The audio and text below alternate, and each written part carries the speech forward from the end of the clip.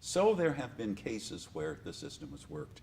But I have to say that overall, the system today is inadequate. And the main problem is technology.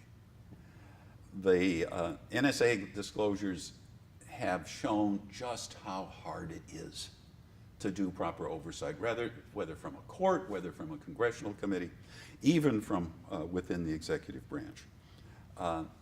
We have to remember what happened over the last 10, 12 years.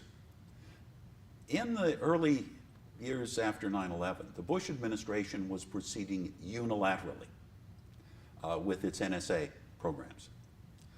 There was a major leak to the New York Times in about 2006, 2007 that produced a massive reaction.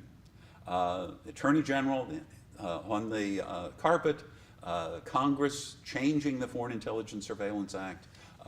Some of those changes were public, some of those changes were done in secret because the oversight committees were persuaded that you couldn't disclose publicly. But that went forward on a piecemeal basis in reaction to one exposure after another. The court was given a whole new role.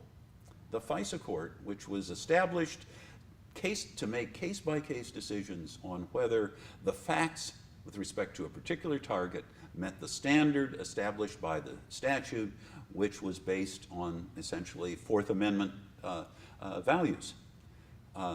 Now, after the new laws were put in place, and this is 5, 6 years ago, the court's role is reviewing programs, making an advisory opinion that the program is constitutional under the Fourth Amendment and legal under the statute, not looking case by case. So on this piecemeal basis, laws were passed, the FISA court was given an entirely new role, and none of this was based on any kind of systematic examination of what the oversight challenge was. When you have a technology that can be so comprehensive, you just look at the difference between the communications we were legislating on in the 70s. These were phone calls and telexes and faxes.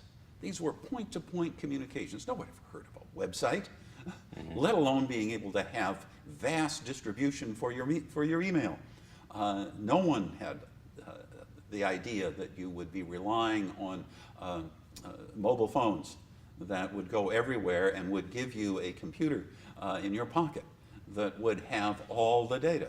Now the Supreme Court's beginning to recognize that as its recent search and seizure decision on the search of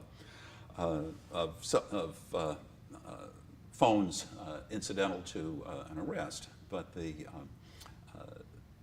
it's not clear to me at all that Congress, in reacting to this, or the court in reacting to this, has put in place an oversight mechanism to protect the constitutional rights and civil liberties in this technological age that is adequate for the challenge.